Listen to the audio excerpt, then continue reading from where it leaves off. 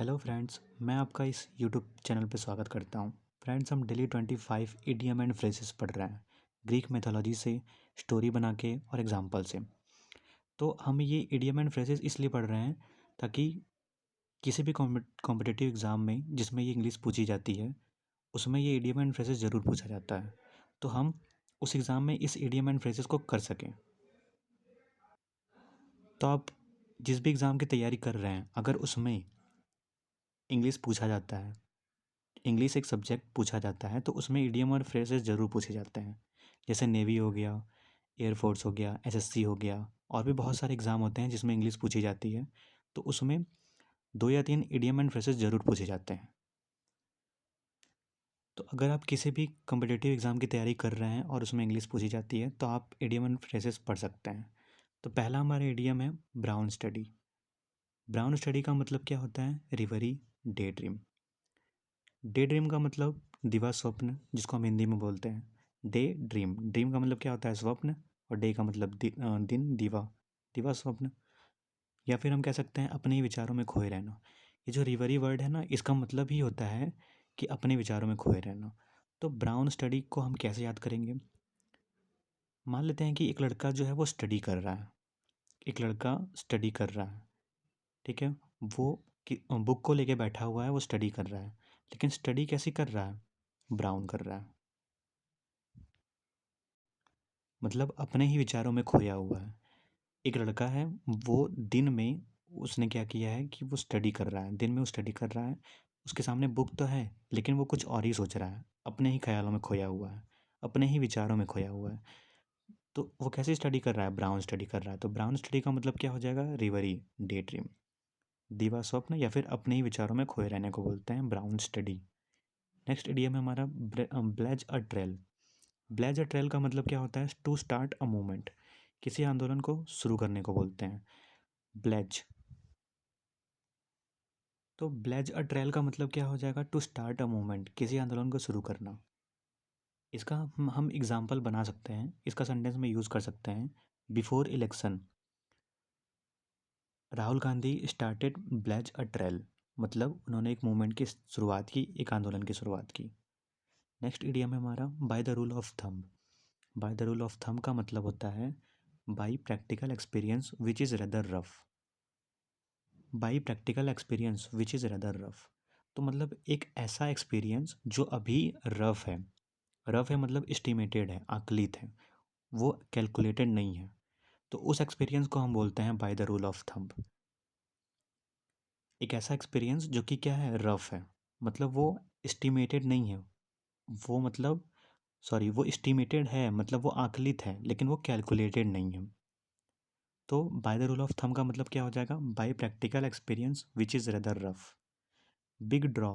Big draw का मतलब क्या होता है? अ ह्यूज अट्रैक्शन, मतलब बड़ा आकर्षण। तो बिग का मतलब क्या होता है? बड़ा, और ड्रॉ का मतलब क्या होता है? खींचना। मतलब किसी को आप अपनी तरफ खींच रहे हो। तो बिग ड्रॉ का मतलब क्या हो जाएगा? अ ह्यूज अट्रैक्शन, बड़ा आकर्षण। Broken read. ब्रोकन रीड का मतलब क्या हो जाएगा? Support that failed. मतलब सहारा टूट जाने को बोलते हैं ब्रोकन रीड। तो रीड का मतलब क्या होता है? रीड का मतलब हम कह सकते हैं कि बुढ़ापे की लाठी या फिर छड़ी, ठीक है। और ब्रोकन का मतलब क्या हो जाएगा? टूट जाना। तो बुढ़ापे की लाठी टूट जाना, मतलब कि जो सहारा है वो टूट जाना, जो सहारा है वो क्या हो जाना? फेल हो जाना। तो सपोर्ट दैट फेल्ड मतलब सहारा टूट जाना। तो ब्रोकन रीड का मतलब क्या हो जाएगा? सपोर्ट दैट फेल्ड, सहारा टूट जाना। By the skin of one's teeth, ये हमारा नेक्स्ट इडियम है। इसका मतलब होता है ओनली जस्ट, बाल बाल बचने को बोलते हैं। तो इसको हम याद कैसे करेंगे? इसको हम मतलब थोड़ा सा बना लेते हैं ताकि ये हमें याद रहे। By the skin of one's teeth. जो टीथ होता है, कभी कभी क्या होता है, जो हमारी टीथ होती है उसके अंदर स्किन आ जाती है, उसके अंदर उसके नीचे माउथ की स्किन आ जाती है, ठीक है। और वो जो माउथ की स्किन होती है वो कट जाती है। या फिर कभी कभी टीथ के नीचे हमारी टंग, हमारी जीभ भी आ जाती है। तो यहाँ पे तो स्किन लिखा हुआ है, तो by the skin of one's teeth. तो ऐसा हुआ कि टीथ के नीचे आपकी स्किन आने वाली थी, लेकिन लेकिन आपने क्या कर दिया? मतलब टीथ को आपने वहाँ से हटा लिया। तो आप क्या हो गए? मतलब बाल बाल बच गए। मतलब आपकी जो स्किन है वो बाल बाल कटने से बच गई। इसको हम ऐसे याद कर सकते हैं। तो by the skin of one's teeth का मतलब हो क्या हो जाएगा, ओनली जस्ट, बाल बाल बचना। Burn the candle at both ends, इसका मतलब होता है स्क्वेंडर। ये जो स्क्वेंडर वर्ड है इसका मतलब होता है धन बर्बाद करना या फिर टाइम बर्बाद करना, मतलब to waste time and money ETC। इस स्क्वेंडर वर्ड का मतलब ये होता है। ठीक है। तो burn the candle at both ends का मतलब क्या हो जाता है, स्क्वेंडर। ठीक है, मतलब धन बर्बाद करना। इसको हम याद कैसे करेंगे, जैसे मान लेते हैं कि कैंडल, कैंडल मतलब क्या होता है, मोमबत्ती। तो मोमबत्ती को आप दोनों तरफ से जला रहे हो, बर्न कर रहे हो, तो दोनों तरफ से जला रहे हो तो वो जल्दी जल्दी जलेगी, और जल्दी जल्दी जलेगी तो वो मोमबत्ती भी बर्बाद होगी और आपका पैसा भी बर्बाद होगा। तो burn the candle at both ends का मतलब क्या हो जाएगा, धन बर्बाद करना, मतलब स्क्वेंडर। नेक्स्ट इडियम है हमारा ब्लो हॉट एंड कोल्ड। इसका मतलब क्या होता है, to speak in favour and against at the same time.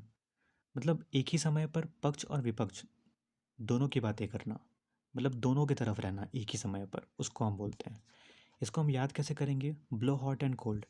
हम मान लेते हैं कि दो पार्टी है, एक हॉट है और एक कोल्ड है। तो जो तीसरा पर्सन है वो क्या कर रहा है, कभी कभी हॉट वाले की तरफ बोल रहा है और कभी कभी कोल्ड वाले की तरफ बोल रहा है। तो मतलब वो क्या कर रहा है, to speak in favour and against at the same time, मतलब एक ही समय पर वो दोनों तरफ से बोल रहा है। तो blow blow hot and cold का मतलब क्या हो जाएगा, to speak in favour and against at the same time, मतलब एक ही समय पर वो पक्ष और विपक्ष, हॉट एंड कोल्ड दोनों की तरफ से बोल रहा है। नेक्स्ट इडियम है हमारा be in the Mayar. Be in the मायर का मतलब क्या होता है, बी इन डिफ़िकल्टीज, कठिनाई में होने को बोलते हैं। इसको हम कैसे याद करेंगे, मायर का मतलब क्या होता है, दलदल या फिर कीचड़। ये जो MIRE मायर लिखा है इसका मतलब होता है दलदल या फिर कीचड़। तो कोई दलदल में फंस गया, इसका मतलब क्या है, कोई दलदल में फंस गया तो वो कठिनाई में चला गया, वो डिफ़िकल्टी में हो गया। तो बी इन द मायर का मतलब क्या हो जाएगा, टू बी इन डिफ़िकल्टी, मतलब कोई जो है वो दलदल में फंस गया है तो इसका मतलब वो कठिनाई में है। बी इन द मायर का मतलब हो जाएगा to be in difficulties. By fair means or foul. Next idiom है हमारा by fair means or foul. इसका मतलब क्या होता है, in any way, honest and dishonest, सही गलत किसी भी तरीके से। तो इसको हम ऐसे याद कर सकते हैं कि by fair means or foul. तो जो फाउल चीज़ होती है, जब गेम में फाउल हो जाता है तो वो क्या होती है, अनफेयर चीज़ होती है, मतलब वो अनुचित तरीका होता है। तो फाउल जो होता है वो अनुचित तरीका होता है, मतलब गलत तरीका होता है। तो इसको हम ऐसे याद कर सकते हैं, बाई फेयर मीन्स मतलब सही, और फाउल गलत, तो मतलब सही या गलत किसी भी तरीके से। तो in any way, honest and dishonest. Next idiom है हमारा bark up the wrong tree. इसका मतलब होता है to make the wrong choice, मतलब गलत चुनाव करने को बोलते हैं। इसको हम याद कैसे करेंगे, पुराने ज़माने में क्या होता था कि अमेरिका में रैकून रैकून नाम का एक जानवर पाया जाता था, और वो पेड़ पे चढ़ सकता था। तो जो शिकारी होते थे वो हमेशा रात में उसका शिकार करते थे। तो क्या हुआ कि जब शिकारी शिकार करने गए रैकून का, तो रैकून पेड़ पे चढ़ गए, मतलब पेड़ पे चढ़ जाते थे। तो कुत्ते क्या करते थे कि उस पेड़ के नीचे भौंका करते थे। तो एक बार मतलब ऐसा हो जाए कि शिकारी रैकून का शिकार करने आए और रैकून पेड़ पे चढ़ गया और कुत्ते उस पेड़ के नीचे भौंकने लगे, और रैकून उस पेड़ से दूसरे पेड़ पे चला गया, लेकिन कुत्ते उसी पेड़ के नीचे भौंकते रह गए। इसका मतलब जो कुत्ते हैं वो गलत पेड़ के नीचे भौंक रहे हैं, क्योंकि जो रैकून है वो तो दूसरे पेड़ पे चला गया है। मतलब कुत्तों ने क्या किया कि गलत चुनाव कर लिया, जो ट्री था उसका गलत चुनाव कर लिया। तो bark up the wrong tree का मतलब क्या हो जाएगा, to make up the wrong choice. To make the wrong choice मतलब गलत चुनाव करना। नेक्स्ट इडियम है हमारा बिल्स एंड विजल्स। इसका मतलब होता है अट्रैक्टिव एडिशनल फीचर्स। इसका मतलब इसका हिंदी में हो जाएगा अतिरिक्त आकर्षक वस्तुएं। तो इसको हम कैसे याद करेंगे, बेल का मतलब घंटी होता है और विजल्स का मतलब क्या होता है, सीटी। तो जब हम छोटे छोटे थे तो क्या होता था कि हमारे गांव में आइसक्रीम वाला आता था। तो आइसक्रीम वाला या तो सीटी बजाता था या तो फिर बेल बजाता था, या तो सीटी बजा के आता था या तो फिर बेल बजा के आता था। तो वो क्या करता था, वो सभी को अट्रैक्ट करता था। वो सभी को क्या करता था, अट्रैक्ट करता था कि मतलब उसकी आइसक्रीम सब खरीदें। और वो एक एडिशनल फीचर भी लिया रहता था। तो मतलब सीटी या फिर जो घंटी है वो क्या है, एक एडिशनल फीचर है ना, बेल। तो बेल एंड विजल्स का मतलब क्या हो जाएगा, अट्रैक्टिव एडिशनल फीचर्स, मतलब अतिरिक्त आकर्षक वस्तुएं। नेक्स्ट इडियम है हमारा करी फेवर। करी फेवर का मतलब क्या होता है, टू गेट फेवर बाय कॉक्सिंग। मतलब आप किसी का फेवर कर रहे हो, किसी का फेवर कर रहे हो लेकिन आप कॉक्स करके, मतलब उसको परसुएट करके उसका आप फेवर कर रहे हो, उसको मना के कर रहे हो फेवर। तो करी फेवर का मतलब क्या हो जाएगा, टू गेट फेवर बाय कॉक्सिंग, मतलब खुशामद करके उसका कृपा पात्र हो रहे हो। कास्ट असलर, इसका मतलब होता है टू ब्लेम, मतलब किसी को बदनाम करना या फिर लांछन लगाना, इसको बोलते हैं cast a slur, to blame. Next idiom है हमारा कॉक एंड बुल स्टोरी। इसका मतलब क्या होता है, अ फॉल्स स्टोरी, मतलब झूठी कहानी। तो कॉक और बुल की स्टोरी कभी सुनी है आपने, नहीं सुनी है। तो कॉक और बुल की स्टोरी क्या है, एक फॉल्स स्टोरी है, मतलब झूठी कहानी। नेक्स्ट इडियम है हमारा कोल्ड रिसेप्शन, मतलब अफेक्टेड रिसेप्शन, ठंडा स्वागत। तो रिसेप्शन रिसेप्शन को हम मान लेते हैं वेलकम। तो कोई कोल्ड रिसेप्शन कर रहा है मतलब कोल्ड वेलकम कर रहा है, मतलब ठंडा स्वागत कर रहा है, अफेक्टेड रिसेप्शन कर रहा है। Cat and dog life, quarrelsome life, झगड़ालू जीवन। ठीक है। तो कैट और डॉग की लाइफ क्या होती है, मतलब वो हमेशा झगड़ते ही रहते हैं। डॉग क्या करता है, कैट को खाता है। और कैट क्या करती है, हमेशा भागती रहती है। तो दोनों क्या करते रहते हैं, हमेशा झगड़ते ही रहते हैं। तो कैट एंड डॉग लाइफ का मतलब क्या हो जाएगा, क्वेरलसम लाइफ। नेक्स्ट इडियम है हमारा कैपिटल क्राइम। तीन इसी से रिलेटेड इडियम होते हैं, एक तो कैपिटल क्राइम होता है, एक तो कैपिटल पनिशमेंट होता है, एक कारपोरल पनिशमेंट होता है। तो कैपिटल क्राइम का मतलब क्या होता है, पनिशेबल विद डेथ, मतलब एक ऐसा क्राइम जिसकी सज़ा क्या हो, मृत्युदंड हो, जिसकी सज़ा डेथ हो, उसको हम बोलते हैं कैपिटल क्राइम। कैपिटल क्राइम का मतलब पनिशेबल विद डेथ। और एक है कैपिटल पनिशमेंट। कैपिटल पनिशमेंट का मतलब क्या होता है, डेथ पेनल्टी, मतलब वही मृत्युदंड। तो कैपिटल क्राइम और ये कैपिटल पनिशमेंट दोनों एक ही होते हैं, लगभग एक ही होते हैं। और कारपोरल पनिशमेंट, कारपोरल पनिशमेंट का मतलब क्या होता है, फिजिकल पनिशमेंट, मतलब शारीरिक दंड को बोलते हैं। कारपोरल कारपोरल जो होता है वो शरीर से रिलेटेड होता है। तो कारपोरल पनिशमेंट का मतलब हो जाएगा फिजिकल पनिशमेंट, शारीरिक दंड को बोलते हैं। नेक्स्ट इडियम है हमारा कासल्स इन द एयर। इसका मतलब होता है plans and hopes that are unlikely to be realised, visionary या फिर विजनरी प्रोजेक्ट। तो कासल्स इन द एयर, ये जो कासल्स लिखा है ना यहाँ पे, CASTLES, इसका मतलब होता है किला। तो आप क्या कर रहे हो, एयर में, मतलब एयर में किले बना रहे हो, मतलब हवाई किले बना रहे हो। इसका मतलब आप विजनरी प्रोजेक्ट बना रहे हो, मतलब एक इमेजिनरी प्रोजेक्ट, एक काल्पनिक प्लान बना रहे हो, काल्पनिक योजना बना रहे हो। तो कैसल्स इन द एयर का मतलब क्या हो जाएगा, plans and hopes that are unlikely to be realised, या फिर विजनरी प्रोजेक्ट। नेक्स्ट इडियम है हमारा call a spade a spade. इसका मतलब होता है to speak in plain terms, मतलब आप किसी को एकदम सीधा बोल रहे हो, सीधा ही बोल रहे हो, मतलब खरी खरी बात बोल रहे हो, चाहे उसको भला लग रहा है चाहे बुरा लग रहा है। तो कॉल अ स्पेड का मतलब क्या होता है, to speak in plain terms. Next idiom है हमारा carry coals to new Castle's.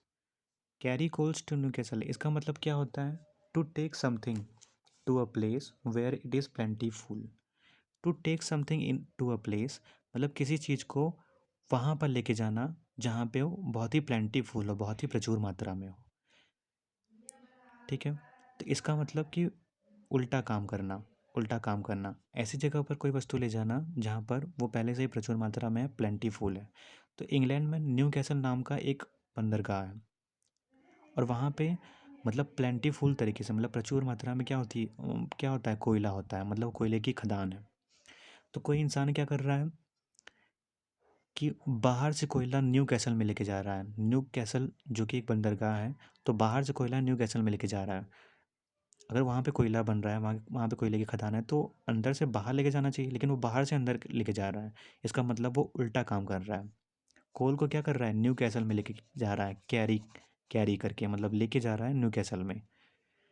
तो carry coals to Newcastle का मतलब क्या हो जाएगा, to take something to a place where it is plentiful, मतलब वो उल्टा काम कर रहा है। कास्ट पर्ल्स बिफोर स्वाइन, ये हमारा नेक्स्ट इडियम है। कास्ट पर्ल बिफोर स्वाइन, इसका मतलब होता है to offer someone a thing which he can not appreciate. मतलब किसी भी इंसान को आप ऐसी वस्तु दे रहे हो जो वो उसका महत्व ही नहीं जानता है। या फिर हम कह सकते हैं बंदर क्या जाने अदरक का स्वाद, हिंदी में। हिंदी में जो कहावत होती है ये इसी से रिलेटेड है। तो कास्ट पर्ल बिफोर स्वाइन, इसको हम कैसे याद कर सकते हैं? इसको हम ऐसे याद करेंगे कि स्वाइन का मतलब सुअर होता है, पिग। स्वाइन का मतलब क्या होता है, पिग होता है। और पर्ल का मतलब क्या होता है, पर्ल का मतलब होता है मोती। तो अगर स्वाइन के सामने आप मोती रख दो तो क्या वो उसकी वैल्यू कर पाएगा, मतलब उसके महत्व को समझ पाएगा? नहीं समझ पाएगा। तो कास्ट पर्ल बिफोर स्वाइन का मतलब क्या हो जाएगा, to offer someone a thing which he can not appreciate. किसी को ऐसी वस्तु देना जिसका वो महत्व ही नहीं जानता। नेक्स्ट इडियम है हमारा cry over the spilt milk. इसका मतलब क्या होता है, टू चेरिश यूजलेस रिग्रेट्स। मतलब काम बिगड़ जाए उस पर पश्चाताप करना, उसको बोलते हैं cry over the spilt milk. तो स्पिल्ट, ये जो स्पिल्ट मिल्क लिखा है इसका मतलब होता है दूध का छलकना या फिर दूध का गिरना। ठीक है। तो जैसे मान लीजिए कि आप दूध लेके आ रहे थे, आप किचन से दूध लेके आ रहे थे और आपका जो दूध था वो स्पिल्ट कर गया, मतलब छलक गया या फिर गिर गया। तो आप उस पर क्राई कर रहे हो, क्राई ओवर। ओवर का मतलब उस पर आप क्या कर रहे हो, क्राई कर रहे हो, मतलब आप उस पर रो रहे हो और पछता रहे हो कि दूध गिर गया है तो मम्मी पक्का मारेंगी। तो cry over the spilt milk का मतलब क्या हो जाएगा कि टू चेरिश यूजलेस रिग्रेट्स, आप उस पर पश्चाताप कर रहे हो। तो cry over the spilt milk का मतलब होता है टू चेरिश यूजलेस रिग्रेट्स। इसी इसी को हिंदी में हम कहावत कहते हैं, अब पछताए हो तो क्या जब चिड़िया चुग गई खेत। नेक्स्ट एडियम है हमारा कट द गार्डियन नोट। इसका मतलब क्या होता है, to solve a complicated difficulty by quick action. मतलब क्विक एक्शन मतलब शीघ्रता से कोई भी कठिन काम को सरल कर देना। इसको हम कैसे याद करेंगे, तो अकॉर्डिंग टू ग्रीक मिथोलॉजी क्या होता है कि गार्डियस गार्डियस एक गरीब आदमी था, एक गरीब किसान था। वो अपनी पत्नी के साथ बैल पर बैठ के जा रहा था। तो जाते जाते उसने एक नगर में प्रवेश किया। तो वहाँ का जो ज्योतिष था उसने उसने ये कहा कि ये जो गार्डियस है ये व्यक्ति राजा बनने लायक है। तो वहाँ के लोगों ने क्या किया कि उसको राजा बना दिया। अब वो राजा बन गया तो उसने क्या किया कि उसने अपनी बैलगाड़ी, उस नगर में एक पहाड़ी थी, वहाँ पे एक देवता का मंदिर था।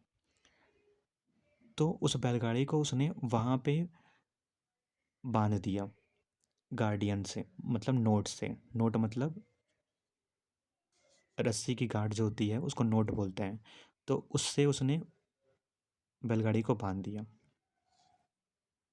तो उसी को बोलते हैं गार्डियन नोट।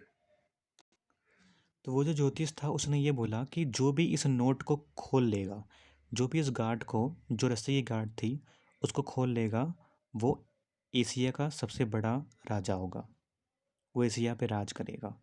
तो बहुत बहुत लोगों ने उस गार्ड को खोलने का प्रयास किया, कोशिश की, उस नोट को वो जो गार्डियन नोट थी उसको खोलने की कोशिश की, लेकिन कोई भी खोल नहीं पाया।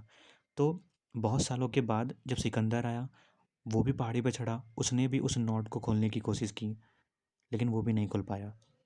तो फिर उसने क्या किया कि अपनी तलवार निकाली और उस नोट को काट दिया। और उसके बाद उसने क्या बोला कि इस प्रकार की जटिल समस्या का समाधान ऐसे ही होता है। तो मतलब उसने जो कॉम्प्लिकेटेड जो भी कॉम्प्लिकेटेड सिचुएशन था, उसने उसको बहुत ही सिंपल बना दिया। तो कट द गार्डियन नोट का मतलब क्या हो जाएगा? To solve a complicated difficulty. मतलब जो भी कठिनाई थी उसने उसको क्विक एक्शन में सॉल्व कर दिया। तो cut cut the guardian knot का मतलब हो जाएगा to solve a complicated difficulty by quick action. मतलब शीघ्रता से कोई भी कठिन चीज़ है उसको और भी सिंपल कर देना, उसका मतलब जल्दी से समाधान निकाल लेना। फ्रेंड्स, अगर आपको ये वीडियो पसंद आई हो तो लाइक, सब्सक्राइब और शेयर ज़रूर करिएगा। धन्यवाद।